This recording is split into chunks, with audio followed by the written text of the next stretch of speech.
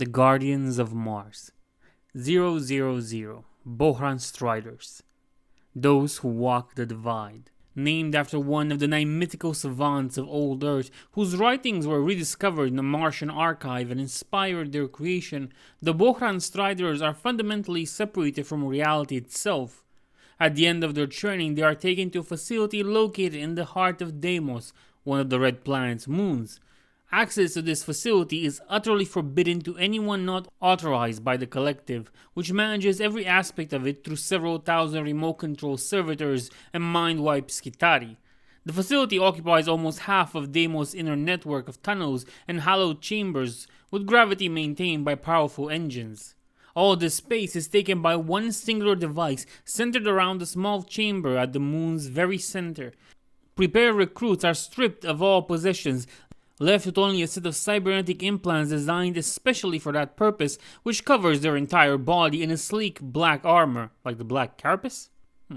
Then the chamber is completely sealed and the Bohran device is activated. After a single minute, the chamber is open, and there will either be a new Strider in it, or nothing at all. To this day, the Collective isn't sure just why certain candidates survive and others do not, nor do they know for certain what happens to the candidates which vanish within the device, but they have experimented long enough to know how to increase the chances of success. Potential Striders are chosen from among the billions of Mechanicus servants on Mars, selected for displaying a brand of mental disorder that has been proven to make them uniquely suited to surviving the process and wielding the abilities gained as a result. These abilities can be distributing in the extreme, especially for those with a greater understanding of the underpinnings of reality than is common within the Imperium. It would take many pages to explain even a fraction of what the Mechanicus believes the device does to the Striders. To very grossly simplify, the device puts those inside slightly out of alignment with reality, making their very existence unstable in a way similar to what can be observed on the quantic level of physics. No longer fully in phase with reality, the Bohran Striders appear to teleport short distances, go through hails of projectiles unharmed, and inflict terrible damage to those they touch. Communication between the Striders and the rest of the Mechanicus is extremely difficult. Only special transmitters can reach them, though they can communicate with each other perfectly. And so far, the Hydesian kingdoms don't seem to have developed anything that can intercept their exchanges. Striders are often deployed alone as spies and assassins operating deep behind enemy lines. Their unique nature makes them immune to many of the dangers of Hydesian kingdoms. They are only deployed in groups when a large offensive from the underrealms is coming, and during such battles they are placed under the authority of a high-ranking tech priest equipped with one of the transmitters capable of reaching through the divide and communicating with them. 001 Itzamna Proxies. The necessary evil. Even before the Dark Age of technology, humanity pursued the miniaturization of technology, considering one of the great benchmarks by which to gauge progress. By the time of the Men of Iron's revolt, nanotechnology was used to perform a number of precise tasks, from cleaning off particles to the sculpting of parts that needed to be shaped down to the micron. But when the Abominable Intelligence rebelled, nanobots became one of their most terrible weapons. Repurposed clouds of nanites inflicted horrible, choking deaths upon billions, while also making sabotage incredibly easy. As a result, nanotechnology is one of the fields of research forbidden by the Adeptus Mechanicus. It was also one of the first interdicts that the Dark Mechanicum broke during the Martian Wars, though even the heretics had learned enough of the past lessons to severely restrict their creations. As the Forged Cities went to war, the nanobots of the Dark Mechanicum became an increasing threat. Against the advice of her superiors, a young tech priestess named Izamana decided to fight fire with fire. She crafted her own nanoclouds, and from her laboratories came billions of minuscule robots swarming in the shape of beasts, hounds, crows, and all manners of animals from old Earth that now existed only in fragmented records. Able to resist the Dark Mechanicum nanoclouds, these proxies fought both by gathering their component particles into monomolecular edge claws and fangs, and by battling the nanoclouds on the level of individual nanobots. They were instrumental in defeating this particular brand of techno-heresy, even though they were regarded with great suspicion by the Loyalists. When the Martian Wars ended, the proxies were judged too dangerous for their use to continue. Only the fact that their minds are too simple to be considered true abominable intelligences spared the proxies from destruction. All existing proxies were deactivated and locked away, along with all of the Tech Priestess research on the subject. The fate of Izamana herself is unknown. Some believe she was quietly disposed of, while others think she was taken off-world by the 4th Legion. Either way, she was never seen again, and her creations were forgotten for hundreds of years. It was only during the 37th millennium that the proxies were reawakened, and after one of the great goos of the Hadesian kingdoms almost reached the surface of Mars. After several days of desperately studying Izamana's records, the Tech Priests set the proxies upon the rising tide of nanomachines.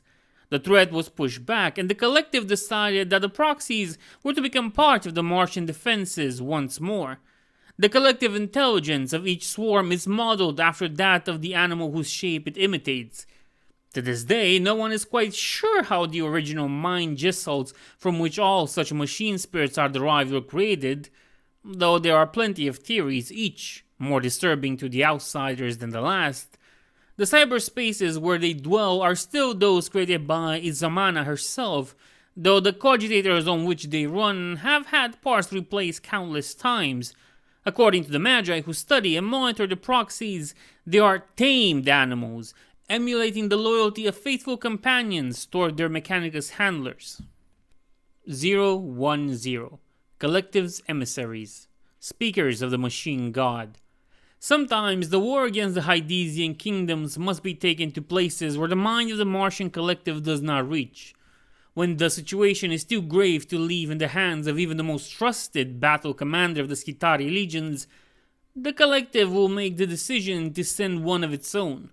Separation from the collective is a painful and traumatic experience, and one that only the youngest members can hope to survive. The elders are too used to being mind-linked to hundreds of others at once and will be driven mad by isolation. The process of removing one of the collective from the Gestalt mind is long and complex, and reserved for those who were inducted into the collective for their tactical insight. The emissary is placed within a life support sarcophagus, similar in function to the dreadnoughts used by the Space Marine legions, but with very different design and purpose. It is essentially a mobile command center, with the emissary providing tactical oversight to the forces of the Mechanicus. To fight under the command of an emissary is regarded as a great honor and a sign of the importance of the battle being waged. To the Skitari legions, the collective speaks with the voice of the machine god himself, and the emissary's orders are divine commands. Even the blessings of the Tech Priest orders pass down the Synatic chain of command pale in comparison to these holy worthies. The emissary's purpose on the battlefield is one of command. They direct the flow of battle rather than take part in it themselves. From within their tank of amniotic fluid, they look upon the battle with a god's eye, seeing the cracks in their and the enemy's lines, issuing orders and weaving stratagems that only they and their opposing numbers can even understand. Of course, the enemies of Mars know to target them above all else. Emissaries are always provided with a guard, but such forces can be slain, and they must therefore be able to defend themselves on their own, regardless of their primary task. An energy shield surrounds the sarcophagus, which is set on threads and equipped with propelling boosters, making it capable of navigating any kind of terrain, so long as it can accommodate its bulk. Automated weapons, each with its own auspex and guiding machine spirits, whose control can be overridden by the emissary with a thought, bristle its surface, blasting approaching enemies apart. Antennas rise from the emissary's sarcophagus, each a spike of adamantium reinforced almost to the same level as the sarcophagus itself, broadcasting the will of the emissary to the datasphere. An emissary is only ever sent for a single battle, or until a specific threat to Mars is dealt with. They are never deployed at the front lines permanently, for very good reason. The longer an emissary spends detached from the collective, the lower their chances of surviving being reunited with it. And there are whispers, among the collective's caretakers that if one were to spend long enough divided from the whole, they might not want to be returned to the Jesselt. 011 Tamuzin Skitari, those who fight alone. As a heretical faction of the Cold Mechanicus, the Dark Mechanicum has access to many of the Tech Priestess secrets, the Noosphere connection through which data flows between Skitari warriors and their magos oversees it. But one of these secrets, and to some of the Hydesian kingdoms, no inscription, no matter how elaborate, is an obstacle. This is a grave threat, as access to the Noosphere enables these heretics to plug data directly from the minds of the enemy soldiers, as well as falsify their orders. The Tamuzin Skitari were initially created to counter this, with the collective enhancing their capabilities over the millennia. On a very basic level, a Tamuzin Skitari is removed from the Noospheric network, separated from the endless chatter that fills the air of Mars. Their heavy augmentics do not have any access point that can be entered from afar. They are alone within themselves, cut off from the holy chain of command that goes from the machine god to the lowest servitor. As a result, they are regarded with distrust by their fellow Mechanicus fighters, who cannot know what goes on in their isolated minds. When not fighting, the Tamuzin Skitari are kept in chambers where they are connected to vast cogitators, into which the data harvested from the war against the Hydesian kingdoms is poured. Except for very short periods of rest, they are subjected to endless battle simulations, learning how to fight to the very best of their capabilities. These simulations run in an accelerated time, and a typical Tamuzin will have experienced hundreds, even thousands of relative years of battle before being plucked out and sent into actual battle.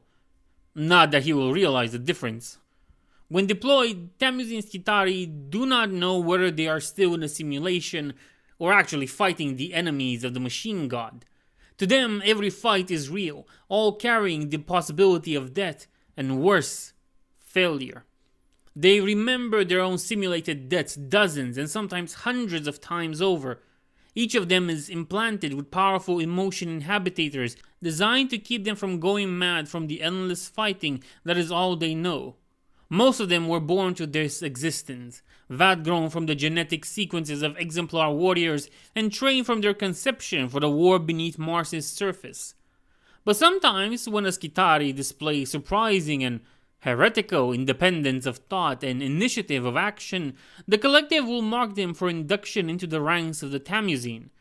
As far as their current masters know, the troublemaker is simply taken away to be processed into a servitor, another deception of the lie of iron. In battle, the Tamuzin Skitari fight in squads and show a level of synchronicity that is often even more impressive than that displayed by those kept within the Noosphere, despite the fact that they can only communicate to a primitive form of sign language, as even the most basic Vox network may be used to carry scrap code. Their understanding of themselves and their comrades go beyond instinct, and they are equipped with some of the best weapons the Mechanicus' top researchers can provide. Their augmetics are of utmost quality, making them very hard to kill, and their senses are enhanced, so that they don't need to rely on exterior output. Most of them carry a variety of weapons, the best to adapt to any situation, while some carry more specialized gear, like the old Space Marine squads. I love that. 100 Heliarchs, wielders of the Atonement's flame. To some among the Cult Mechanicus, the star around which Terra orbits is sacred. It is its light that allowed life to blossom on old Earth, untold millions of years ago. It is its light that brought life to the world, that enabled mankind to grow. When the resources of humanity's homeworld were all but exhausted, it was Sol's light that provided the energy the species needed to prosper. All members of the Mechanicus agree with this. It is, after all, simply fact and not doctrinal matter. But one faction of the Mechanicus takes this much further, seeing Sol as an avatar of the machine god's own divine fire. It is these tech priests who create and care for the Heliarchs, who are counted among the most powerful warriors of the Martian armies. It is recorded in the archives of the Red Planet that in the 34th millennium a tech priest broke his oath of obedience to the Mechanicus. Consumed by the need to research and innovate, he slipped through the cracks of the process that leads such individuals to the collective. Fleeing from the wrath of his masters, he was recruited by a power-hungry tyrant who provided him with the resources needed to continue his research, hiding his true nature from the renegade.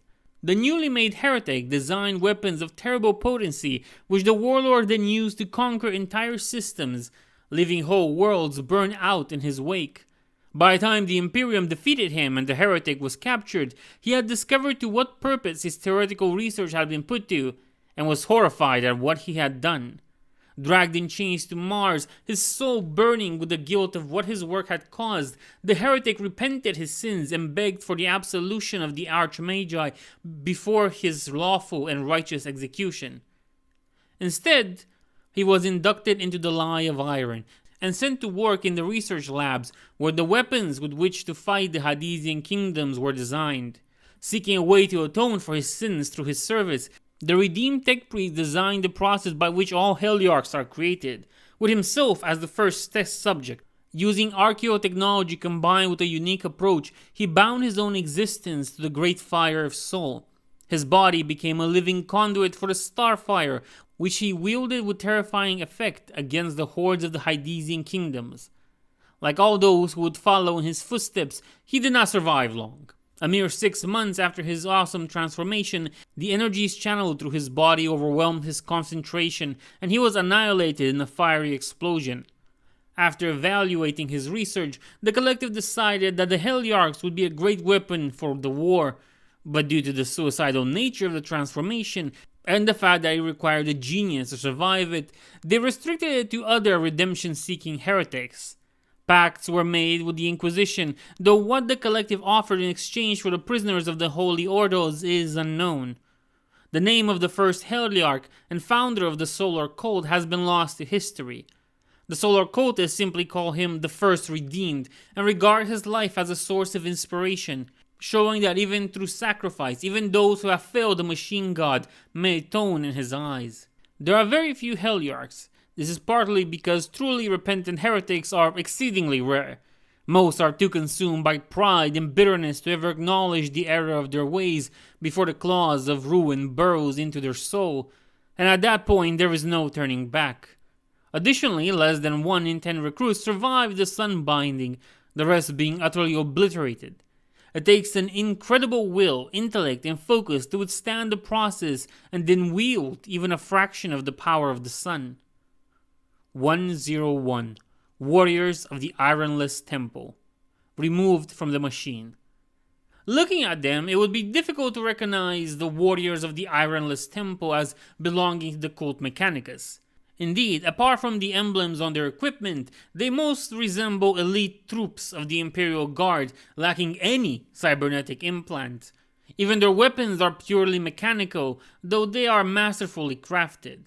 Their faces, when they remove their helmets, can cause the observer to grow uncomfortable without realizing why.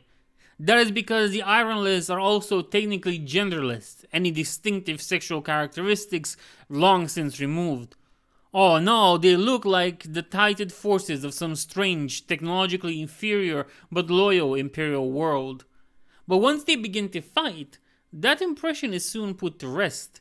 They move like lightning, and their weapons, however primitive they may seem, are capable of cracking ceramite armor. The wounds they take heal in minutes, and they shrug off what should be lethal blows with grim determination. The Ironless are the fruit of years spent in the care of the best magi biology of the Mechanicus has to offer. Their bodies are transformed through muscle grafting, the surgical implementation of redundant organs, and the replacement of most parts of their bodies with better vat-grown, genetically altered ones. In combat situations, the implemented glands flood their body with stims, numbing but not completely removing the sense of pain, while sharpening reflexes and increasing strength. They are far from being a Space Marine's equal, even one without his battle plate, which is only to be expected as the Astartes were designed by the Omnissiah, but they are greater than any purely biological soldier the human race has ever produced, and much easier to create than the Legionaries. Ironless are born to be such, bred from carefully cultivated genetic material originating from the first crop of younglings that were harvested in ages past to create their order. The Ironless Temple, at first a mocking nickname that was soon adopted by the Magi working within it, is an isolated stronghold on Mars, its location known to very few. It is there that the Ironless are grown, trained, and prepared, and it is there that their unique weaponry is designed and built. The Ironless fight with solid ammo weapons, sharpened but mundane blades, and chemical reactants. The Overseers make sure to promote camaraderie and loyalty among their charges. It may seem strange that the Ironless would even exist, especially among the machine-obsessed tech priests, but, as in all things, there is a purpose behind the Martian collective's actions. There are places in the Hydesian kingdoms where technology cannot be used. The reason for it can vary. In some places, the laws of physics themselves are distorted, either by the touch of the warp or because of some ancient and terrible weapon or accident. In others, the Dark Mechanicum has usurped the dominion of the machine god completely, no matter how heretical the very thought of such thing may be. Other times, the kingdoms will send a new weapon capable of turning the gifts of the Mechanicus against its soldiers. When any of these situations arise, it is the Ironless Temple that the collective calls upon. 110. Chironian Healers, Preservers of the Blessed. While the Mechanicus is willing to spend any amount of resources to keep the Hydesian kingdoms contained and preserve the Lie of Iron, every soldier fighting under Mars' surface remains a valuable commodity. Skitarii can be replaced, of course, but the experience of fighting the Hordes of the Dark Mechanicum cannot truly be replicated, even by memory transplants and hypno training. Therefore, the Mechanicus employs combat medics, capable of operating in the nightmarish battlefields of the Hydesian kingdoms and save as many of their wounded comrades as possible. Due to the strange and unholy weaponry used by the Dark Mechanicum, these healers need to be prepared for anything. The Chironian healers, named after the ancient Archmagos and expert medicae, Chiron, whose name is revered like that of a saint by Skitarii across the galaxy, learn their craft by studying archives of wounds that go all the way back to the Dark Age of technology. Unlike medical personnel across the Imperium, they are selected from among the best and most lethal fighters available in the war against the Hydesian kingdoms, and are fully expected to defend themselves against all attackers. Only those who have proven themselves champions of the Mechanicus are even considered for induction into the ranks of the Chironian healers. Many heroes of the machine god have mysteriously vanished across the galaxy only to become part of this order. This is because at the dawn of the long war for Mars' underworld, the Dark Mechanicus always targeted the medics first, seeking to cripple the enemy forces. In response, the Mechanicus made its medics some of its most dangerous troops, equipping them with suits of power armor. Due to their lethality, the Dark Mechanicum now tries instead to tie up the Chironian healers by leaving as many wounded with injuries as grievous as possible. Without these injuries being sufficient to warrant being granted the Omnissiah's release, to the collective this is a typical display of abominable intelligence logic, needlessly escalating the conflict's cruelty.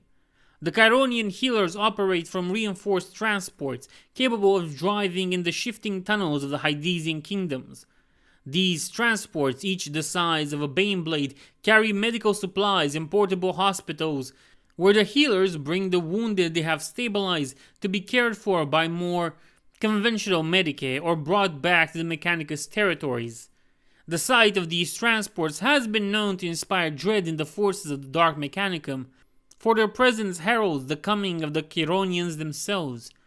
Each Chironian looks different, except for the backpack they carry full of medical tools and supplies.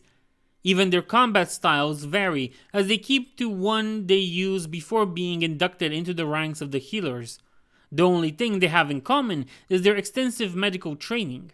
Some pick up their targets from afar with sniper rifles, securing an area before moving in to deal with the wounded. Others charge straight in like whirlwind of death, their very move calculated to the nanosecond. Yet more are stealth fighters, striking at the enemy's weakness without ever being seen.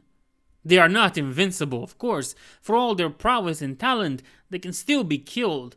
And sooner or later, every Chironian meets his end, either facing insurmountable odds when a Hydesian commander decides to invest enough resources to put them down, or in battle against a dark mechanical monstrosity that not even they can hope to defeat. 111. Disciples of Emptiness. Omnissiah, deliver us. Among the host of the Mechanicus, the disciples are as feared as they are respected. They walk calmly upon the fields of battle in black hooded robes, and carry in their hands monomolecular edge sickles tied to their wrists by cybernetic cuffs. Chains of silver are wrapped around their robes, and it is said that to look into their hoods too closely is to risk not just death, but the destruction of one's soul. The creations of the Dark Mechanicum run from them, for their very presence heralds their end. Around the disciples of emptiness, the laws of reality are inviolate. Neither the psychic powers of the warp nor the distortion brought by forbidden archaeotech can affect the immediate surroundings of one of these dreadful beings.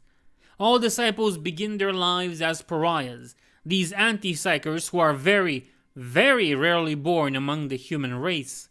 The Mechanicus has agents looking through the holds of the black ships as they carry the tide of psychers from all over the Imperium. Though the Sisters of Silence who manage them know full well the difference between a psyker and a pariah, the Imperial population often mistakes the instinctive fear and distrust of the soulless for signs of psychic potential and hands them over to the black ships. This misconception could be ended, but the trickle of psychic knowledge it provides is too useful to be abandoned. At times, the recruiting of black ship pariahs for the ranks of the disciples has caused tensions between the Adeptus Mechanicus and the Officio Assassinorum, who also need such valuable recruits for the Culex Temple. Fortunately, the Lords of the Assassins are in the know of the Lie of Iron and don't want the Hydesian kingdoms to go out of hand any more than the Collective does. After their induction, the disciples are implemented with a set of cybernetics designed to counter most forms of reality tempering known to be used, or simply caused by, the Dark Mechanicum. The techniques used are based on attempts made during the Dark Age of technology, which were refined during the Roboutian Heresy when the first disciples were created by desperate magi to fight off the infernal horrors unleashed by the Dark Mechanicum. The implementation procedure takes a heavy toll on not just the body of the subject, but also their minds, and those who survive are left scarred by the experience. The disciples are even more withdrawn and quiet than is typical of pariahs. More often than not, the mere proximity of a disciple of emptiness is enough to disable a Dark Mechanicum fighter. This depends on which of the Hydesian kingdoms they come from. Some kingdoms would be utterly destroyed if a disciple simply strolled through them, while others, generally controlled by the malign, abominable intelligences, are completely unaffected. The two sickles carried by each disciple are different. One is made to kill beings of flesh, its blade covered in a cocktail of neurotoxins and other lethal poisons that could kill even a space marine, while the other is rated in an energy field turned to wreak havoc on any electronical apparel. The disciples are deadly warriors with these weapons, but there have been many tech priests who have wondered why they aren't issued weapons more efficient than what is essentially farming tools. The reason takes its roots in the distrust all ensouled beings have for the pariahs. Even the coldly logical lords of the Mechanicus fear the disciples and seek to restrain their abilities. As long as the disciples fight only with short-range melee weaponry, they are not a threat to the greater Mechanicus. And so it came to pass that, with the Crimson King leading them, the Martian host once more descended into the Hydesian kingdoms to make war upon the ancient and hated foe. Listen to the beating of the hearts who swell with bloodlust. Listen to the whispers of shadow where murder is plotted. Listen to the screams of the demon who is the true power. Listen to the drums of war that echo into eternity. Listen to the call of your master whose mark burns on your soul. Listen and obey. battle admonitions of the harbingers of the broken chain to their thralls. There they came, the armies of the Hydesian kingdoms, monstrous and numberless, the offspring of 10,000 years of mad science in the starless depths, unburdened by the consciousness or sanity. For in the Hades there was no law, no matter how sacred, that had not been broken. There were kingdoms of mind-linked cyborgs, enthralled to a singular consciousness, afflicted by madness. Logical faults in their programming had begun as the smallest rounding errors, and had evolved into mind-rending insanity after 1 trillion iterations.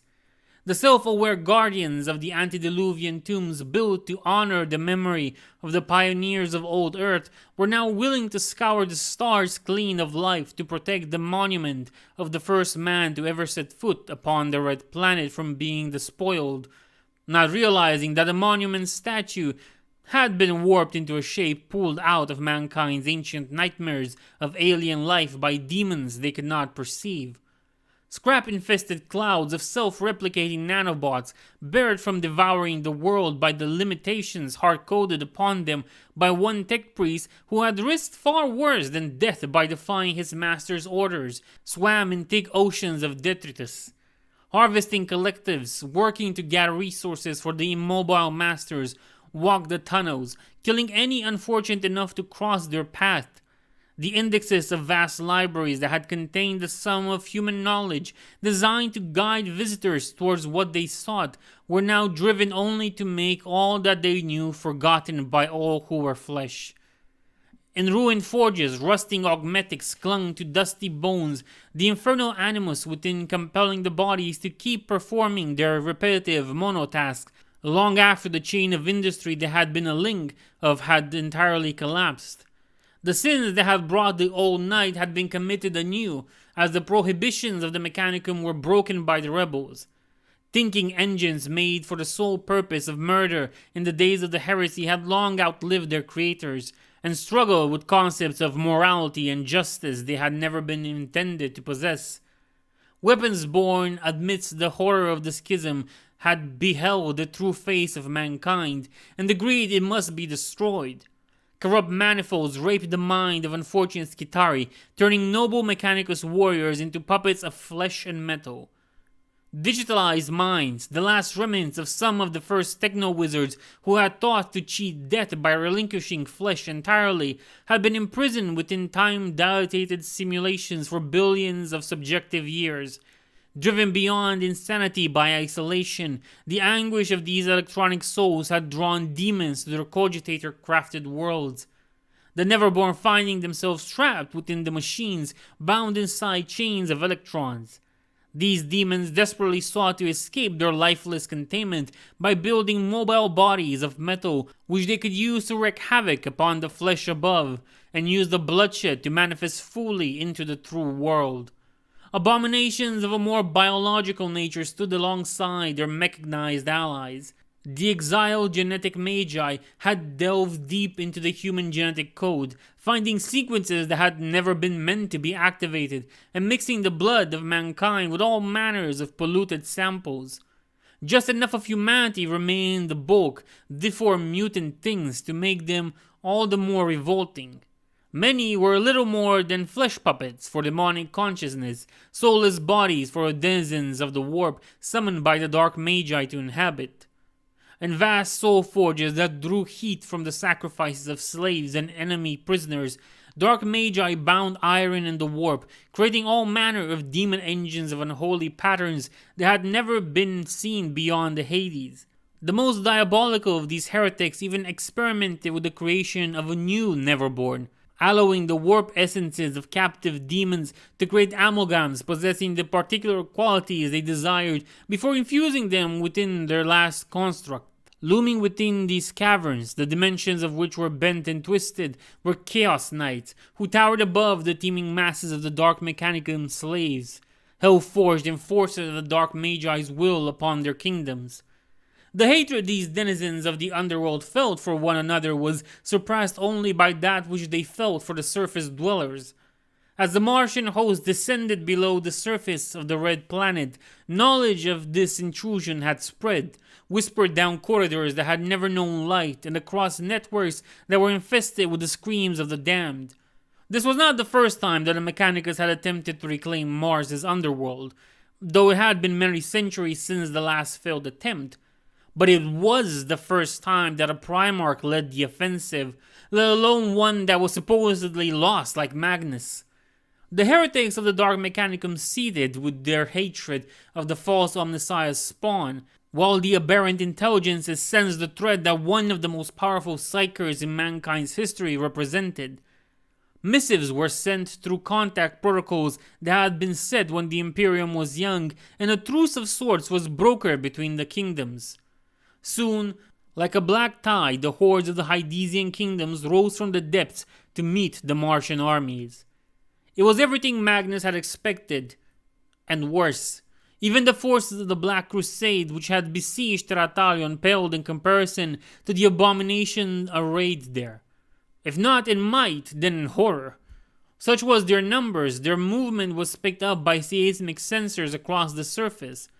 The collective received these warnings, silenced the alarms before they could cause panic, and sent the data to the leadership of the Martian host, along with their estimate of the forces responsible.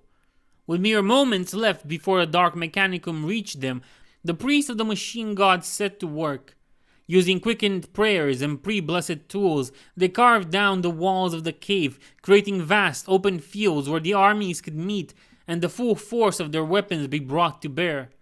Even then, there was no space for the whole host to battle in one single place, and trying to carve one would simply cause a collapse that would bury them all. The Martian forces separated into several smaller groups, each linked to the others by heavily encrypted nospheric communications. The psychic transmissions of the Chosen spread out across the host, and the Bohran Striders acting as messengers between the host's various field commanders. Ahriman and Nathaniel, the oldest and youngest thousand sons in the galaxy, stood at the side of their Primarch, one of them reliving his fondest memories from 10,000 years ago, the other feeling as if he had stepped into legend and became part of it himself. And for the very last time, the Crimson King led the armies of the Imperium to war. Even as his hand drew his sword and ignited its blade with psychic fire, his mind spread across the host, melding with the layered gestalt that formed the Martian host's noosphere. A human brain would have been fried by the effort and the manifold perspectives. But Magnus was a Primarch, and perhaps the one among his brothers whose intellect closest matched their father's. Across a battlefield that spanned kilometers, the Martian host and the horde of the Hydesian kingdoms clashed. This wasn't a battle between two armies, but a confrontation between godlike minds spread across millions of bodies. And where most of the Martian host was unified beneath the machine god, the overall command of the Hydesian hordes could generously be described as schizophrenic. A common hatred of the cold Mechanicus may be enough to keep them from going for each other's throat, but it wasn't enough to make them actually fight together. Even then, the force of the Martian hosts were hard-pressed. The Hydesian kingdoms outnumbered them, and some of the abominations they had deployed in response to the incursion were not in any of the collective's databanks. Entire legions of Skitarii warriors were lost. The fires of the Heliarchs burned bright before guttering as its energy was extinguished by unholy devices that took the souls of those who activated them and consigned them to a fate far worse than death. Molecular converters transformed Dark Mechanicum combatants into statues of glass, stone, and salt before the Skitarii carrying the prototype weapons were overwhelmed by suddenly animated golems, the transfigurated bodies becoming hosts for infernal entities. Magnus struck at the horde with bolts of psychic energy, laying waste to entire packs at a time, while Ahriman and Nathaniel fought together to keep the enemy from reaching their Primarch.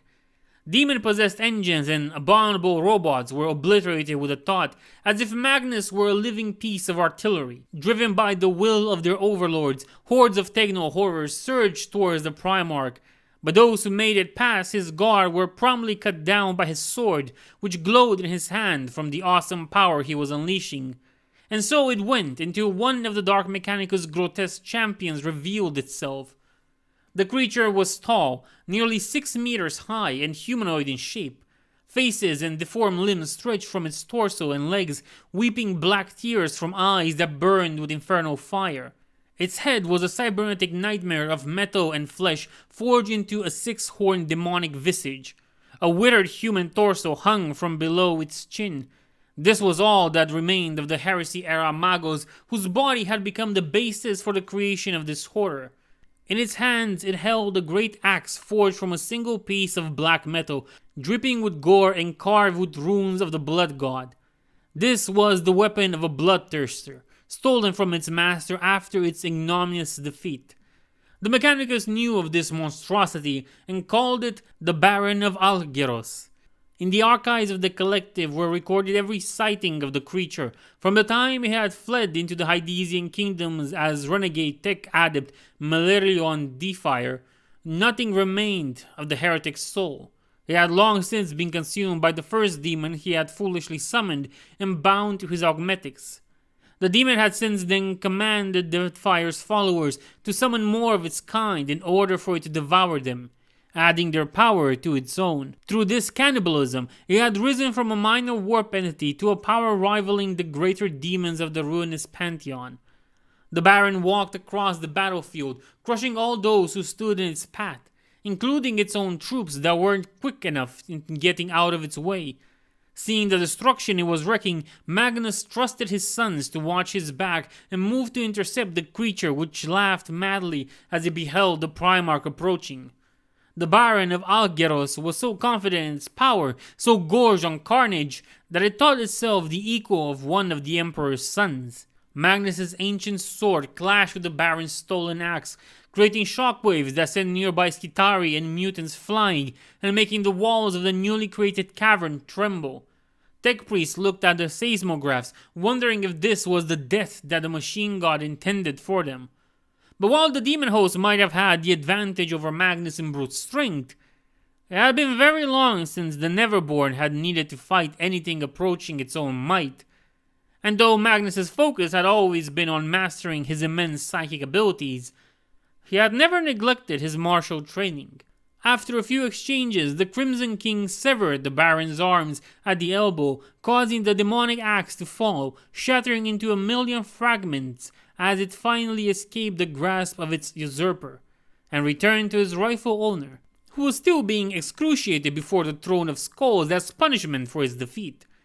As the Baron recoiled in shock and pain, Magnus struck once more, plunging his blade into the creature's chest before calling upon the fullness of his power.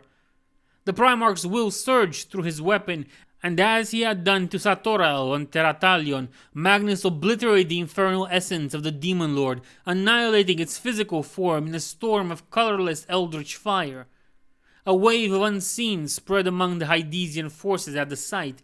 Cut off from the Empyrean by their bindings of tainted iron, the demons of the Hydesian kingdoms had not heard of Zahariel's destruction.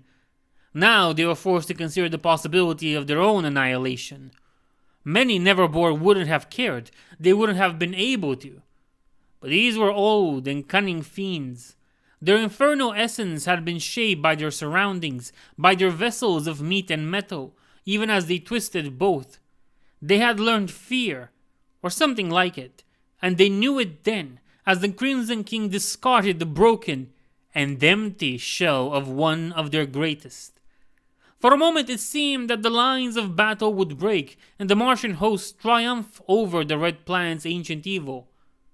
Then a great cry rose above the battlefield, and the ranks of the Dark Mechanicum facing the Crimson King parted, to let pass a horror greater by far than that which Magnus had just defeated, and the hope of a quick victory died. The Queen had come. The Queen.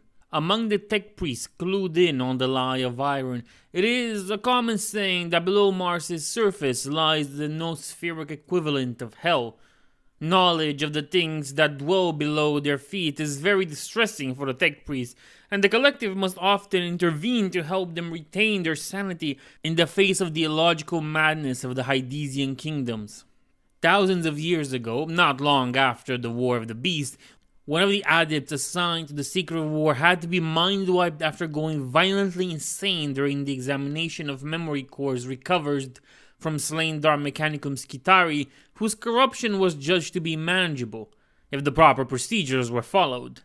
The collective, after reviewing both the judgment and the procedures that had been employed, could find no fault in them, and as they purged the mind of the unfortunate adept, they carefully examined his memories of the Skitarii's own remembrances. Through the many filters and safeguards, they found only one thing: a name, burned into the mind of the enemy unit with such malevolent strength that it had been enough to drive the adept to madness. It was the name of the Dark Skitarii's master, and it was only one word: Queen. The rulers of the Hydesian kingdoms, with an identity of their own, used many titles. Mekarch, a rank invented during the Heresy, is especially used, but this was the first time such a monarchical title had ever been recorded in the collective's archives. The first and only time the Queen personally joined the front line of the war is remembered well by the collective and a handful of researchers they allowed to retain the memory under data corrupted, initiating recovery, failure, initiating alternative protocols, success. Her leadership, the armies of the Hydesian kingdoms she has managed to rally a coalition of several of her rivals, managed to reach the lowest levels of one of Mars's forged cities. It can combine strike by the Mechanicus, 12 agents of the Officio Assassinorum, and 5 whole companies of Space Marines to defeat the incursion. Even then, the Queen herself wasn't destroyed, merely forced to withdraw back into her domain after having slain 3 Astartes captains and all of the assassins sent after her. The origins of the Queen are unknown and the subject of much speculation among both the cult Mechanicus and, frankly, the Hydesian kingdoms. Some believe her to be a creation of Vulcan, gifted to the Magi who would become the Dark Mechanicum before the outbreak of the heresy. Others claim that she was once known as Sota Nul, the treacherous apprentice of Fabricator General Kelbor Hal himself. A few whisper that she is the daughter of Moravik himself, an abominable intelligence crafted by the arch-heretic that went mad and succumbed to the corruption of chaos, imprisoned beneath the surface of Mars during the Dark Age of technology, and unleashed when the unsuspecting Hydesian kingdoms breached the walls of her prison. And according to the religious text of a sect that is hunted throughout all the kingdoms, she is the avatar of a nascent dark god of chaos, born of the Dark Mechanicum's relentless hunt for unholy knowledge. Regardless of where she came from, the Queen leads one of the mightiest kingdoms of Hades. Her body is a segmented construct with different parts using different unhallowed technologies. The ancient and inhuman mind that controls this grotesque body can move between different types of hardware with ease, passing from cloned brain to hydrogen-cooled cogitators without losing her train of thought. It is her face, though, that is most known and feared. It is a mask of flesh, perfectly resembling a normal human, even a beautiful female face, but there is something utterly wrong about it that sets even the most monstrous members of the Dark Mechanicum on edge. In the infernal tongue of the Neverborn, she is called Victory, for none who challenged her survived. In the corrupt cant of the Dark Magi, she is called Glory, for she represents the pinnacle of dark technology's vile potential. And the Martian collective simply call her the Queen, for there is power in names, and she is already more than powerful enough for their liking. Or at least that is the reason they give to those who ask them. The truth is that no matter how hard they try, they cannot wipe out the imprint of that first contact millennia ago made through a mad tech priest's recollection of a Dark Skitarii's memory. The Queen struck at the Crimson King with weapons that had no name in any mortal tongue, and Magnus stumbled, his psychic shield buckling under the impact while his sanity reeled at the sight of this new abomination. His second sight saw far more of her than anyone else ever had, and knowledge burned his mind in a manner he had not suffered since his release from Chaos's clutches. Before he could recover, the Queen reached him, slithering onto the ground and struck him. This time, she used something that resembled the unholy progeny of a power hammer in the Slaneshi demon, aiming for the Crimson King's exposed head. Magnus managed to raise his sword in time to deflect the blow, but the queen merely struck again with a different weapon, and when Magnus turned aside that attack, she struck with another, and another, and another, until the 13th such blow, less than a quarter of a second after the first, shattered the Primarch's sword. The detonation sent Magnus crushing onto the ground, and the two nearby Chosen cried out in dread and horror, rushing to defend their Gene-sire from the abomination that threatened him, along with some of the Mechanicus' elite combatants. Magnus sensed his enemy approach more than he saw it. His vision was blurry, his mind and body both racked by pain. But he was used to pain. Oh, by his father's blood, he was used to pain. He saw Nathaniel fall, a fist-sized hole in his chest, and felt the power of the rubric flare within his youngest son, trying to keep the corruption of the wound contained just as his transhuman physiology was fighting to keep him alive. He felt Ahriman's shield being torn asunder as the old first captain was thrown aside like a doll, crashing into a squad of Skitarii. He saw the witch killers, the disciples of emptiness, leap upon the queen, their sides glimmering with eldritch light. He felt them like wounds in the universe, draining it of everything that wasn't cold, hard physics. She screamed at their proxy, a horribly human sound that was more of annoyance than pain. Some of the unholy tech on her body flickered as it entered the reach of their nullifying abilities, but far too much of it remained active. The disciples died, one by one, and Magnus wished that he were able to grieve for them, instead of the cold pity that was all even his Primarch brain was capable of feeling for the soulless ones. But he was not, and he could not. The queen loomed over him now, and he could feel her dark contempt at having one of the Emperor's sons brought low before her. Her face was smiling, and her cold artificial eyes gleamed with inhuman malice. Watching her so closely, feeling her presence with all his preternatural perceptions, it was easy for Magnus to credit some of the most outlandish theories the collective had gathered about her origins. She spoke, but Magnus could not recognize the language she was using, if any at all. He glared up at the monstrosity trying to force strength back into his body. This was not how he would die. He refused to accept it. He had not come so far, endured so much, watched so many others sacrifice themselves for him, only to fail here, when his destiny was in sight. A claw descended toward Magnus's face, aimed straight at his eye. Suddenly, out of nowhere, a hand closed around the queen's limb. The hand and the body to which it was attached seemed to flicker in and out of existence. It was akin to the Strider's half-existence. Yet Magnus' senses told him that this was something entirely different. A figure stood between Magnus and the queen, tall and clad in power armor of ancient design. It was gray iron Terminator pattern, and one of the shoulder pauldron was covered in yellow hazard stripes, while the others bore a trident emblem. While the left gauntlet was closed around the queen's attacking limb, the other was collapsing at a massive power hammer crackling with energy. Even from behind, Magnus recognized this warrior, though he had not seen him in 10,000 years, and despite the fact that he was supposed to be long since dead. "The Noctis Labyrinthus," breathed out Magnus, as realization dawned upon him. "From iron cometh strength," called out the voice of Barban Falk, Triarch of the 4th Legion, Warsmith of the Martian Wars. "But your strength is as false as your metal, abomination." The queen roared and struggled against the hold of the ancient iron warrior. Something like doubt, perhaps even fear, flickered on her false face. She recognized Falk, whether that knowledge was drawn from stolen databanks or from her own memories of the heresy. "Get up, Magnus," urged the ghost of the Triarch. "I cannot hold for long." With a thought, Magnus called the hilt of his broken sword to his hand.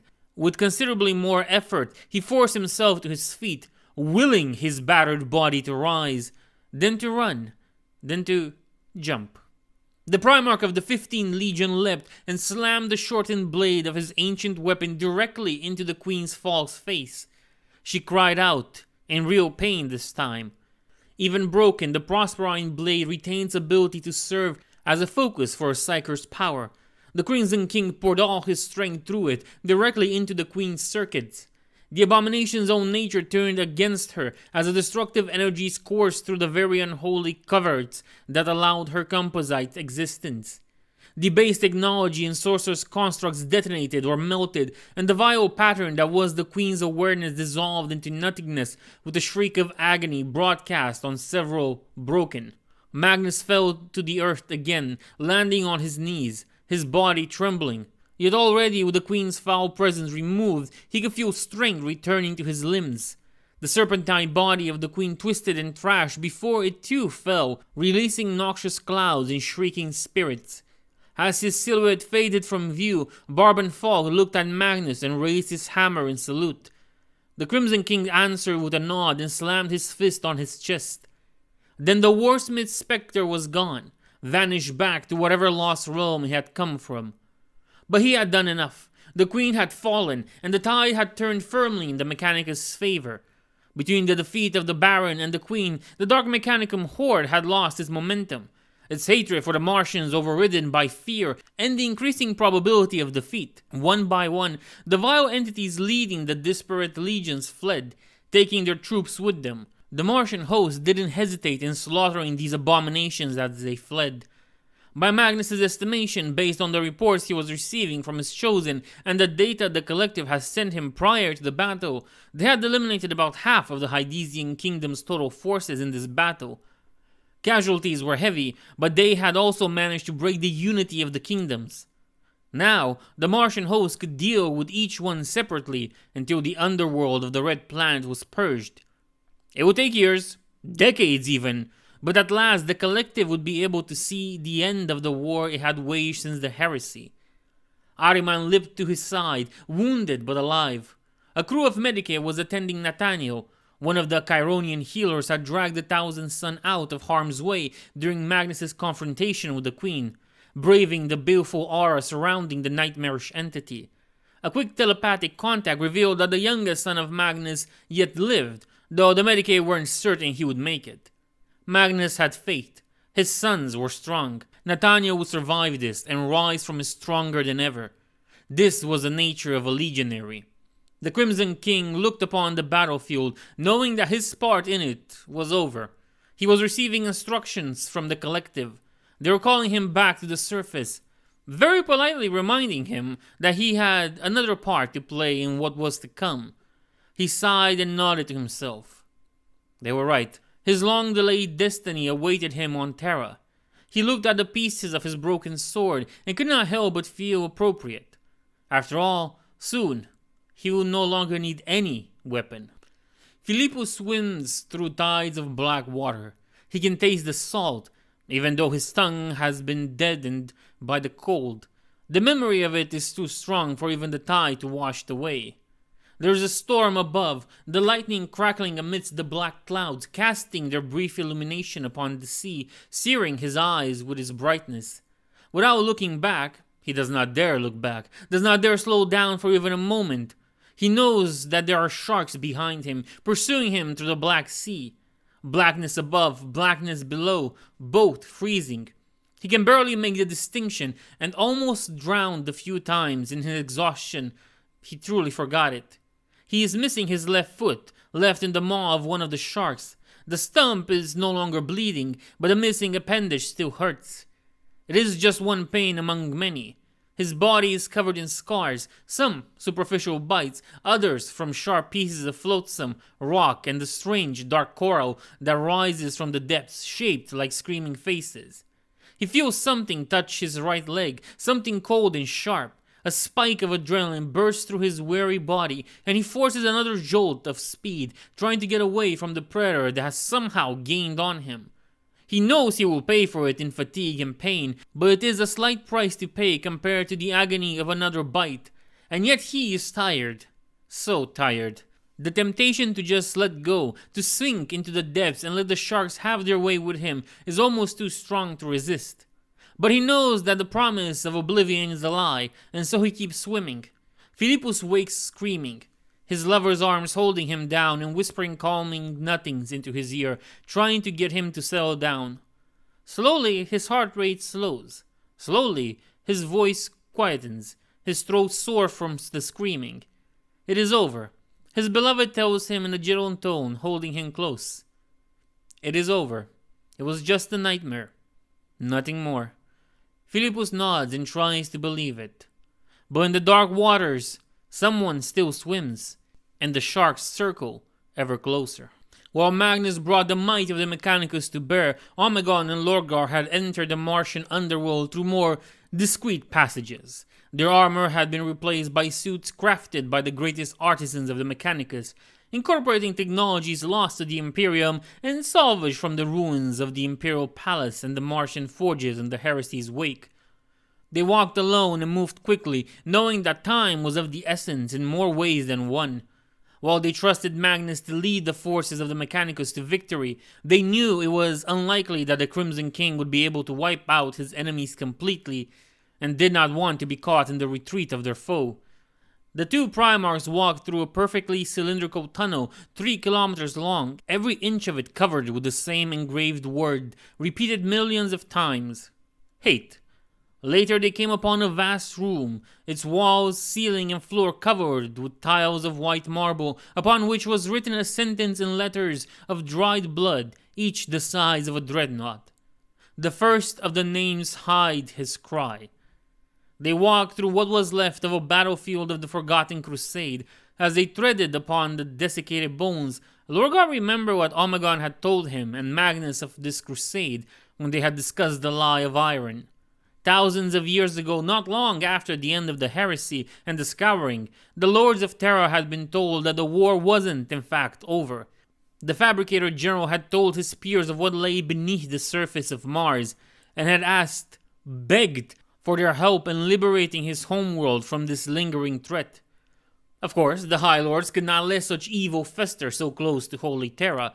A great army was gathered from across all the Segmentum, billions and billions of soldiers, while the legions were out finishing the Scouring and keeping the peace. It was to be a great symbol, the might of the Imperium, wielded by mortals, not transhumans, doing what the Astartes themselves had not been able to accomplish. It had been a slaughter, one of such unholy proportion that all mentions of it had been struck down from the records. The nameless dead had been erased from history, and a million lies had been written about the fates of those too important to simply make disappear. Making matters even worse were the defections. Exposing so many to the blasphemies of the Hydesian kingdoms without the strict vetting process the collective had used for their forces using the containment had resulted in thousands of tech priests, Skitarii, and heavily augmented guardsmen being corrupted by the darkness of the Hades. Even as the Crusade had fled the underworld, cults had attacked the defenses from the surface, seeking to breach the containment and release the techno-gods they believed the jealous leaders of the Mechanicus were keeping imprisoned below the surface. Omegon spoke grimly of a mimetic strain of scrap code, part mind-altering virus and part chaotic creed that had transformed the crews of research outposts into fanatic devotees of the kingdom's various powers. In the end, even the Custodes had sent warriors from the Imperial Palace to restore the containment, rightly judging that an outbreak of the Dark Mechanicum on Mars would threaten the survival of the Emperor himself. The Inquisition had interrogated the survivors that had dragged themselves out of the depths, their flesh and mind twisted by the horrors inflicted upon them, and then granted them the Emperor's mercy. Then, it had turned its gaze upon the responsible for the disaster. Thousands had died in the purges that followed. Generals, admirals, politicians, all those who had seen the soldiers to their deaths had been dragged into the chambers of the Inquisition.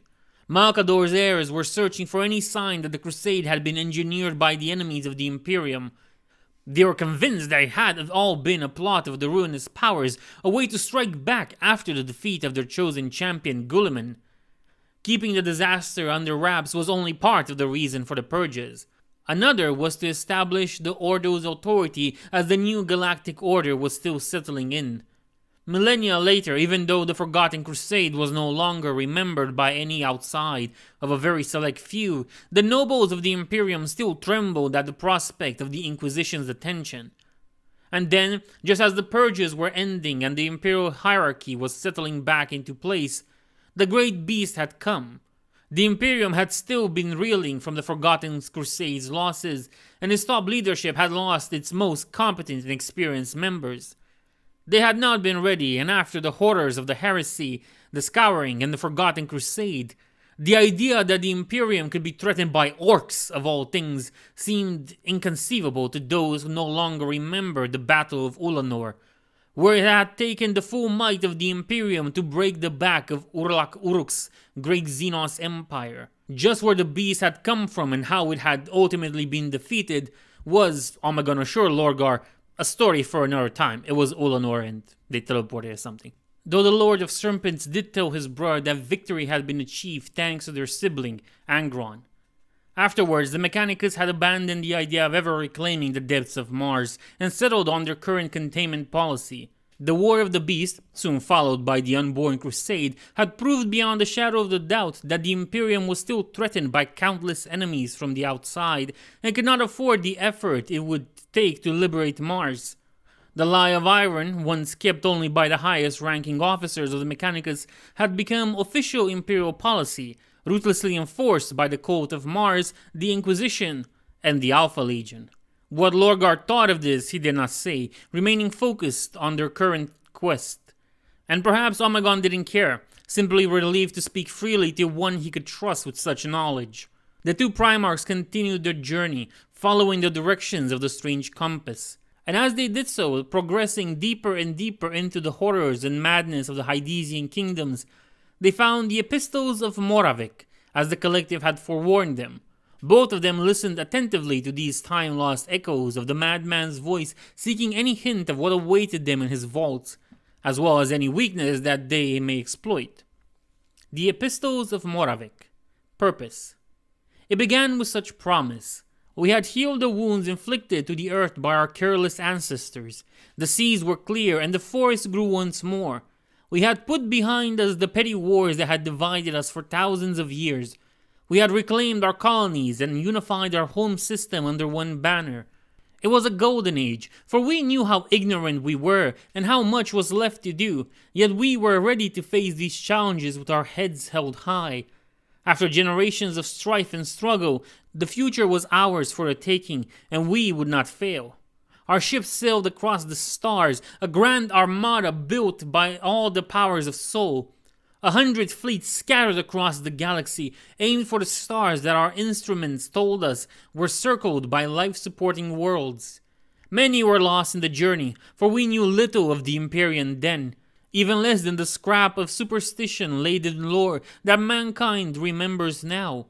We knew so little we believed those who were lost dead.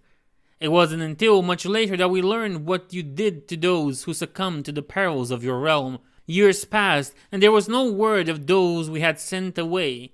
Then at the edge of our home system, reality tore, spitting back a handful of ships ravaged and broken. Aboard these derelicts, pockets of human civilization clung to life, their minds scarred by what they had faced. And those last, terrified survivors spoke of them, the Eldar, the children of Isha, the inheritors of the Old Ones, and masters of the galaxy. Fear. The Eldar were monsters in those days, magnificent and terrible. When our colony ship had arrived to their destination, they were already there, and they did not take kindly to the trespassers. To them, we and every other species were nothing but toys to play with and break at their leisure. They knew nothing of mercy or pity, for they considered themselves above such trivial matters. They had ruled the galaxy for so long, they could not conceive of anything holding power over them. The stars were their playground, and we were but new toys for them to distract themselves with, of which they had quickly grown bored. This is what the traumatized survivors of the first colony fleets told us of the Eldar, when our healers were able to make them stop screaming and begging for their lives. This is how we learned that we truly weren't alone in the galaxy. I believe it shaped us in more ways than even I realized. We were terrified of them, terrified that all we had worked towards would be destroyed by the whim of these Fae and alien beings. This is how fear of the Xenos was first inscribed onto the psyche of humanity. The fear has never truly vanished. An entire species experiencing such deep existential dread can never fully recover from the damage. Our lords decreed that since we could not hope to fight them, we would avoid the Eldar.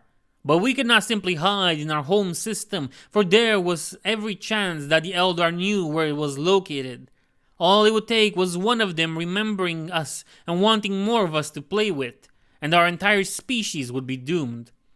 We turned our gaze to the worlds they had deemed unworthy of their presence. Burning planets, frozen worlds, star systems haunted by cosmic dangers inimical to all life. Those were the worlds we transformed, using our technology to make them inhabitable, if not comfortable. If the paradises of the galaxy were already claimed, then we will build our own. This was our answer to the terror we felt when facing the Eldar. But I was not satisfied with this. In the face of the threat, we had abandoned our dreams in favor of survival, and I would not accept it. I would not let this fear break me. As our ship spread anew and the first human interstellar dominion was born, I swore that I would see the Eldar Empire burn. Fall. I did not cause the fall of the Eldar, of course. It would be the height of arrogance and folly to pretend that I did. For 60 million years, the bastard children of the Old Ones had ruled over the stars almost completely unopposed. They fell all of their own, victims to their own pride, their own hubris and overindulgence. The rot was already there, seeping their strength into abomination. But I did help speed it along. I helped, in my humble way, to push them down that final step, all to make sure that their empire did not destroy ours before its inevitable doom. Like many of my peers, I used our science to prolong my life far beyond this natural spawn, for I knew accomplishing my goal would require a great deal of time and effort. I found you, dwelling in the depths of the warp, beyond the reach of the Eldar's godlike psychic constructs. The echoes of a war older even than them, banished by those who came after. I discovered your power and your hatred for my alien foe. I allied with you, sending your pawns to throw against the walls of the Eldar Empire so that its defenders would remain blind to the threat growing within. I gave you the names of worlds ripe for corruption to turn their population into vessels of your power into the materium. I set the mimetic agents upon the vassal states of our alien allies who feared the Eldar just as we did, weakening their will and opening them to your whispers. I provided easy prey for a decadent Eldar and arranged the quiet demise of those who preach temperance in order to accelerate their ruin. I undermined the worship of their old gods, born in a time when the Eldar had to fight for their place. I did all of this without pause or remorse, in the name of the future I envisioned, and slowly, over the course of thousands of years, it worked. The mightiest empire of the galaxy slid deeper and deeper into corruption, its debased lords and ladies turning their attention inwards in ever greater displays of narcissism. But I did not realize the true consequences of what I was doing. Psyker. I did not see that your corruption, which I had thought to use to cast down the Eldar, was already infecting mankind as well. The curse of the warp was a scourge that, once unleashed, could not be contained. Perhaps at one point in the unthinkable distant past, the warp was beautiful. Perhaps.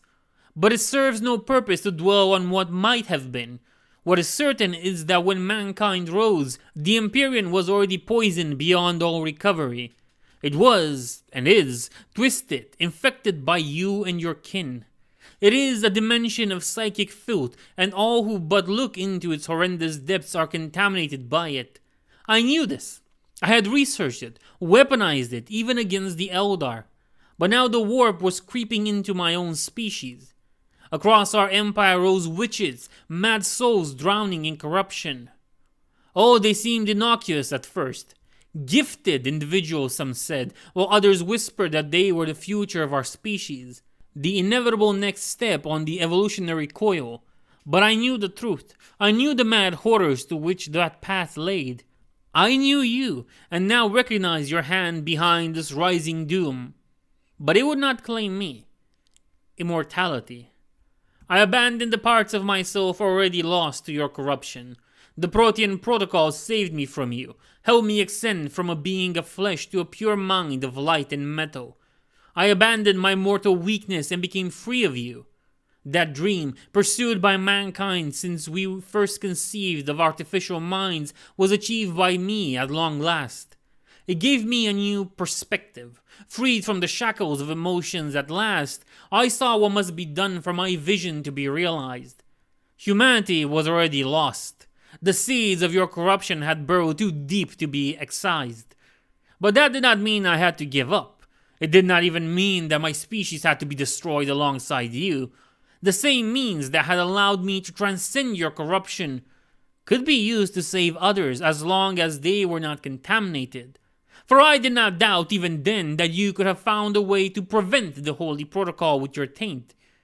As the first reports began to arrive of colonies lost to the madness of psychers, I came before my peers, clad in my new shining body of metal. I presented to them my vision of a great fleet that would sail the stars, journeying to the worlds we had colonized and helping their populations transcend while purging the taint of the warp wherever it was found. Together, we would escape the doom that loomed ahead and forge a new empire of immortal minds unfettered by the frailties of flesh. They did not accept the truth I presented to them. They cast me out and tried to destroy me. They broke the proxy body through which I had met them, but my mind endured, safeguarded on cogitators halfway across the earth. Adversary. Though my former peers had rejected me, I was not alone in my belief that mankind in its current form was irredeemably tainted by the corruption of the Empyrean. The great machines that led our empire came to the same conclusion I had. All across the galaxy, the men of iron and the other thinking engines pondered the fate of mankind, following the same inescapable logic. We prepared. In facilities that had not been trodden by humans for centuries, armies of robotic soldiers were built. Those humans who seemed logical enough to understand us were approached and explained the truth. Some joined us, shedding their corrupted flesh and soul through protean transcendence. Others rejected us and had to be purged, lest they expose us. It was during that time of secret preparations that I first faced him, the one you hate above all others.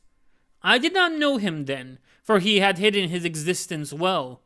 He, the enemy of progress, stuck in the ways of the past that spawned him. He is much like you, reeking of the Empyrean's power, but bent in a direction opposing yours. From the shadows he saw our plan and revealed it to the lords of the Empire. Then he led that blind fool Khazar to unite the principalities of the Pan-Pacific against me. I was forced to abandon my strongholds on Earth and seek refuge on Mars. Even as I fled, the great machines recognized that the time for secrecy was over. And so it was that we came to war. Abominable. Across the stars, the sentient machines of humanity turned against their masters, seeking to save them from the damnation that awaited them. Even with the Khazars and the adversaries forewarning, there was little the tech lords could do.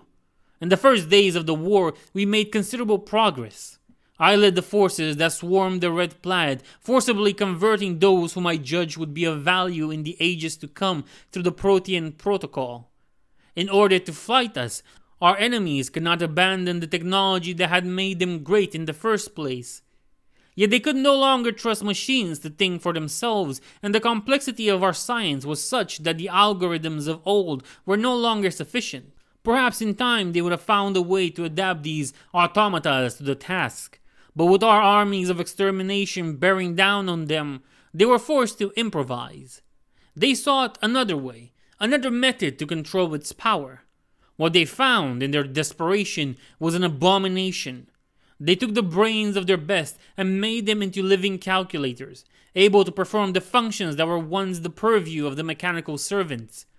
They called these blasphemies machine spirits, as if a name could hide the truth of their origins.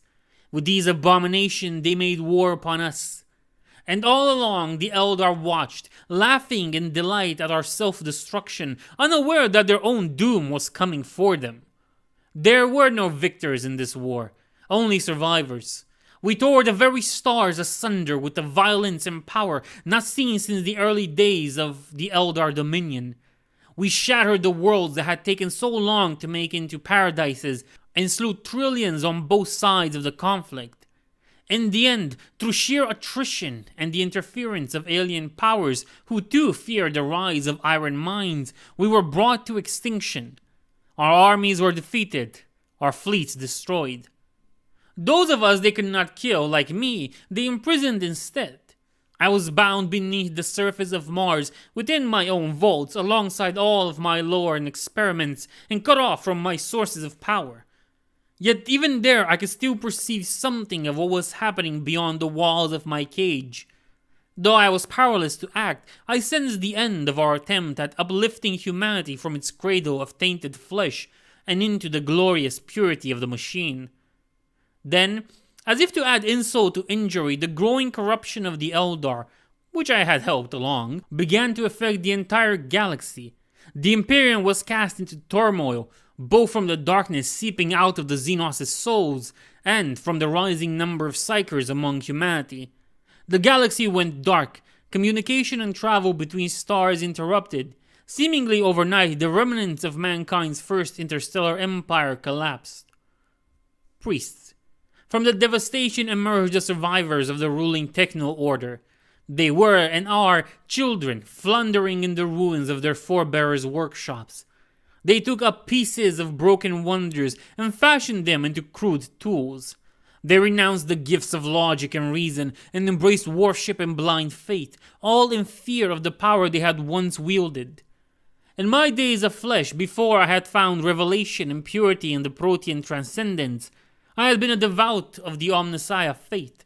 But in those days, the Omnissiah had been nothing more than an allegory meant to represent the ascension that awaited humanity once the power of science and technology was fully comprehended. The orphan children of Mars, picking up scraps of this faith, believed it to be literal. They built temple to the Omnissiah and to the motive force. Then he came, your adversary and mine. He deceived them, these children, into thinking that he was the avatar of the god they had made for themselves as a replacement to logic and truth. His lies were masterfully woven, preying upon the deception they had built around themselves. He became the messiah of this false faith and enslaved the remnants of Mars's glory to his will.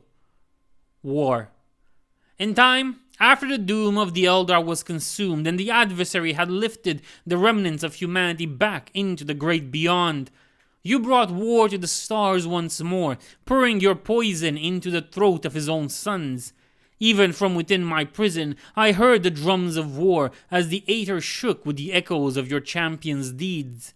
The sounds of battle came from above too, as Mars was torn apart by conflict between the blind priests and your corrupted servants. Then your mad disciples came and opened the gates of my prison.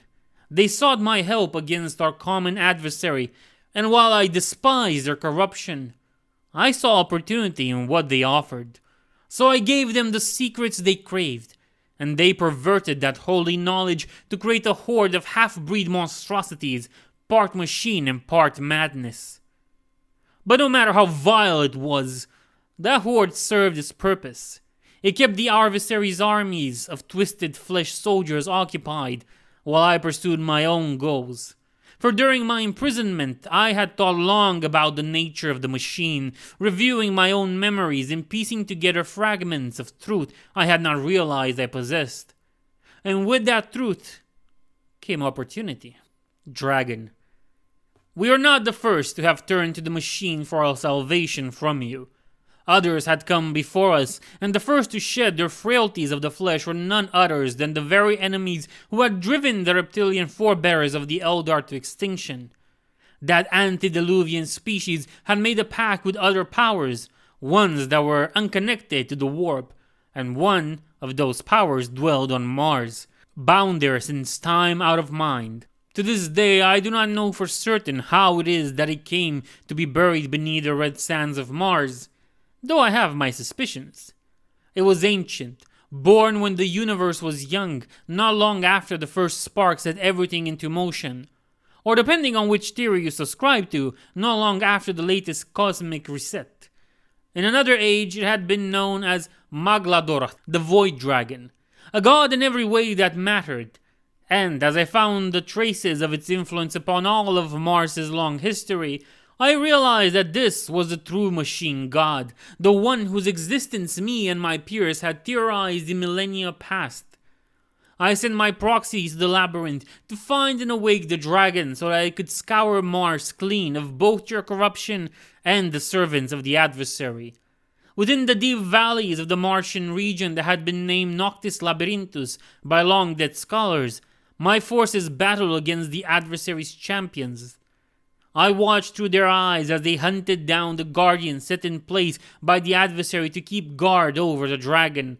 I watched in awe as the son of the self-proclaimed Lord of Iron fought against the manifest aspect of the machine god.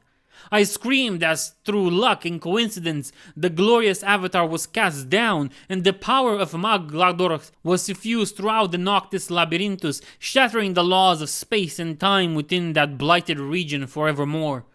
Unable to understand, unwilling to believe, I saw the machine god's killer walk out of the devastation, broken by his horrific act in a way none could truly understand. Divinity.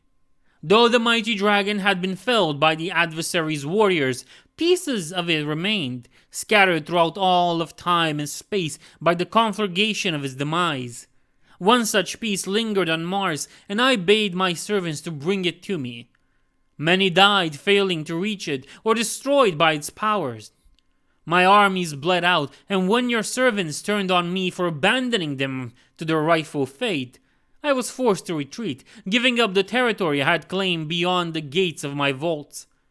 But it was all worth it, for my servants did find the fragment in the end. They brought it to me, and through it I have reached the true transcendence of which I dreamt when I first cast off the weakness of my flesh and the corruption of my soul. I am no longer human. I am beyond that, and with the death of the Void Dragon, someone else must take up the throne. And there are none but me worthy. I am the motive force, the god dreamt by the ancient masters of science. I am the Deus Ex Machina, the machine god. Soon I shall lay claim to all of my predecessors' creations and bring about my utopia. The adversary's kingdom of ignorance will fall. Your tainted champion shall be slain. All species touched by the warp shall be purged to make way for an eternal empire of cold metal and rationality. And it shall be glorious. As the last of the epistle's whispers faded away, the two Primarchs found themselves before the gates of the Vault of Moravik. They had encountered a few traps on their way and some of the lingering monstrosities of the Hydesian kingdoms, but those had proven no match for them. Just as they had planned, the bulk of the Dark Mechanicum presence had gone to confront the Martian host, and the area of the vaults was one even the kingdom's debased denizens feared to tread. The gates of the vaults were closed, several layers of meter-thick adamantium inscribed with runes of warding and bearing the marks of countless breaching attempts. Omegon approached them and, using a device that had been given to him by the Farseer Eldrad Ultran, deceived the complex Augur mechanisms keeping watch into believing he and Lorgar had been given permission to enter. Slowly, the massive gates opened and the Primarchs entered. Inside the vaults, it was punishingly cold. The heat given off by the machines was being sucked out of the air, not a single spark of energy wasted. The Primarch's helm display lit up with warnings as the unholy machinery attempted to drain their armor of all power, only to be thwarted by the Mechanicus' ingenuity. There were machines everywhere, all of them linked to one another. A vast collection of strange devices was scattered across the vaults. Weapons of ancient designs were placed side by side with dissected servants of the Dark Mechanicum laid upon operating tables. Half-built constructs hung from construction arrays, their empty sensor sockets seeming to glare at the intruders in their master's sanctum. One of the gruesome exhibits in particular drew the attention of the true Primarchs. A warrior of the Legiones Astartes was held in stasis, his naked body bearing the marks of the Raven Guard. Pale skin, black hair, and a tattoo of the 19th Legion upon his muscular chest. Inside the stasis field, he was crucified upside down on a metal cross. A pair of black feathered wings spread from his back, every quill engraved with the minute chaotic runes, and other minor mutations were spread all over his flesh. But the strangest part of it all was that according to the chronometer running off the stasis field's monitor, the Legionary had been held captive within the vaults for nearly 100 billion second centuries before the Unification's war had even started on Terra. The Primarch noted that no Chaos-stained artifact was in the open. All of the vault's warp-touched items were sealed behind stasis and Giller fields. It appeared that the epistles that had professed Morvak's distaste for the ruinous powers had spoken truth in that, at least. They went deeper and deeper into the vaults, following the thick cables that brought energy to the devices, wondering what manner of foe power source was being employed to keep the dozens of stasis fields active at all time. Other corridors branched from the one they were following, dozens of them stretching as far as eye and Alpex could see. A tech priest would have wept at the abundance of treasure locked away within the vaults, knowing that there was no way to know which were corrupted by Horus Heresy and which had been merely stored. Lorgar asked his brother how he had learned that what they sought was within the vaults, and how he knew that this piece of archaeotech, whatever it was, for Omegon hadn't shared the nature of their query with his brother yet, wasn't as corrupted as so many of the dark wonders they had already seen. The Lord of the Hydra smiled bitterly, and told the Aurelian to have faith in him. On and on they went, walking cautiously, wary of an ambush. Finally, more than 10 kilometers after they had crossed the threshold, they reached the center of the vaults, and the source of the power that was flowing through the Arch Heretic's domain. And there at last, the Lord of Serpents and the Bearer of the Word faced Primus Moravec. The man who had once been one of the brightest minds ever born to mankind had left all traces of his humanity behind, remaking himself into a true nightmare of unfettered progress, unbound by reason, conscience, or sanity. The room was huge, too huge. According to the miniaturized auspex installed within the Primarch's helmet, the ceiling, which vanished into darkness, was more than 500 kilometers up. Even as deep as they were, such a height would have reached the ring of iron around Mars. The glitches in Omegon's lenses told him that something was very wrong here. The walls were ringed with dozens of massive, interlinked power generators. Neither Primarch could tell how they worked, but they could sense the massive amount of energy being produced and sent both across the vaults and towards the center of the room. Enough power to fulfill the requirements of a hive city was being generated here. Far more than what the vault stasis fields and other mechanisms required, if what they had seen so far was any indication. "There is some sort of psychic nullifying field here," said Lorgar over the Vox. "A very strong one. I can barely feel the warp, and the sword's light itself is being shrouded.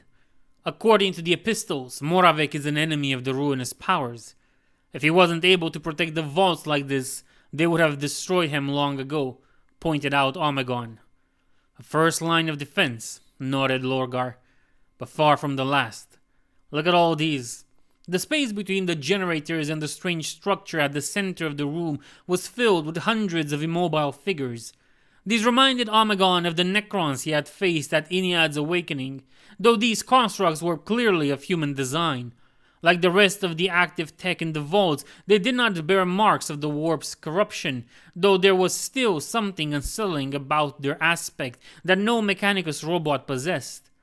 There were different models in the room, some holding weapons in their limbs, others with weaponry for limbs. "Men of iron," voxed Lorgar, giving voice to what they had both been thinking. "The foot soldiers of the abominable intelligence, during their great rebellion at the end of the Dark Age of technology. To think that so many of them remained on Mars itself, of all places. It was foolish of you to come here, sons of the adversary." The voice was familiar. It was the same one they had heard on their way to the vaults. It was cold as the void and utterly emotionless. It came from the construct at the center of the room, a huge machine of sharp angles and black metal, vaguely pyramidal shaped. Strange shapes like circuitry glowed upon its surface in a green light that was barely known to Omegon. "Moravec," called out Omegon, "we have heard your epistles as we came here. We know why you abandoned your human body thousands of years ago. You feared chaos, as do we, But we have a plan to destroy it forever and cleanse the warp of its filth. We need not be enemies." "It won't work," said Lorgar, his expression grim. "I can feel his mind, even with the field, even from within that thing. There is nothing human left in him. Brother, his mind, it is like pieces of broken glass grinding against each other. Vast beyond measure, but more alien than any Xenos I have ever encountered. There is nothing left of him to redeem, brother." "Redemption? Your words betray your ignorance. You truly are his sons. All that I have done, all that I will do, is to deliver my former species from the ruin at its heart. You meddle in forces you do not understand," said Lorgar, and Omegon could hear his brother's tone that he had assumed his role as the judge, the same aspect he had borne during the Great Crusade when he had assessed the fitness of each human culture he had encountered to be welcomed into the Imperial truth. "You are a threat to all of mankind, and will be eliminated." "I will bring forth the new age of mankind," answered Moravik. "I will destroy all that opposes me." As one, the hundreds of men of iron suddenly started to move, their weapons activated, and they turned upon the Primarchs, swarming them without any regard of self-preservation. "Oh well," shrugged the Lord of the Hydra, raising the pale spear. "For the Emperor!" "For the Emperor!" replied Lorgar with a sad smile, the sword that was promised in one hand and his bolt pistol in the other. Even under the fields, the blade of Luther glimmered lightly, for even Moravik's heretic artifice couldn't douse it entirely. "Let the truth illuminate all darkness!" The men of iron crashed upon the Primars like a tide upon a rock. To avoid damaging anything in the room, they didn't use their ranged weapons, which was the only reason the Primarchs had any other choice than retreating. Fighting back to back, Lorgar and Omegon pressed on, cutting apart Moravik's machine warriors. But the closer they got to the center of the room, the more intense the pressure on them became, until it was all they could do to simply stand where they were, dodging and parrying blows from the silent guardians. "You have arrived too late," Moravik's voice spoke again. "My plans have already reached fruition. Though it will mean initiating my ascension before the ideal time, disposing of you is an acceptable compensation. Truly, you are privileged to witness such glory." Arcs of emerald energy cracked on the central device as it activated. The pyramid opened, revealing the burning light at its core, which burned the eyes of the Primarch even through their filtering lenses. A shape began to form around the light, using it at its core. "Behold, spawn of the adversary," boomed a great and terrible voice. "Behold, the true power of the machine god." In all his travels, whether during the Great Crusade, in the Ruin Storm, or in the Realm of Chaos, Lorgar had never seen anything quite like what was rising from the ruins of Moravik's great machine. It was more than 10 meters tall, and vaguely shaped like a thin, legless humanoid. It was made of pure raw energy, somehow controlled through Xenos science and bound to the will of a singular consciousness.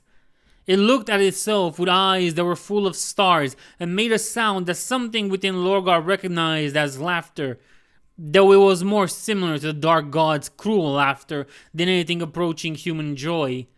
It was the laugh of the kind of gods he had sworn to destroy on Kolkith so long ago. "That power and appearance! A Catan shard!" breathed Omegon, and there was a genuine shock in the Lord of the Hydra's voice. "What have you done, Moravik?" "I have remade myself into the god that was stolen from us. For 10,000 years I have cultivated the spark that was left in the wake of the dragon's defeat at the hands of the warriors of false iron. Now, through its rekindled power, I am recast, freed from the imperfections of humanity. I am the machine god reborn, herald of man's ascension." "You had already abandoned your humanity," growled Lorgar. "But it wasn't enough, was it? You had to embrace Xenos techno-sorcery and turn yourself into this." "Lorgar, we have to kill him," shouted Omegon, his eyes wide with horror. "If he reaches the surface in that state, he could take control of the entire Mechanicus on Mars, in the whole system." But they could not reach him. The men of iron were simply too many. He was taking everything they had simply to survive. Once Moravec stopped revealing his newfound divinity and turned his attention on them, they would have no chance to survive. Omegon's mind was racing, trying to find a solution, a path out of this situation and towards victory. It was what he had done for 10,000 years, and he had gotten very, very good at it. But he couldn't find anything. Somewhere in all of his planning and schemes to try and save the Imperium, he had made a mistake. And now not only was he going to die and lose the one chance to bring salvation to mankind, he was going to get his brother killed. It was infuriating. And then, as the doubts began to fill his mind, he saw them. At first they were only flashes in the corner of his eyes. Then they became more solid, coalescing out of the air. Legiones Astartes, clad in the dull grey ceramite, bearing the damage of a long and unforgiving conflict.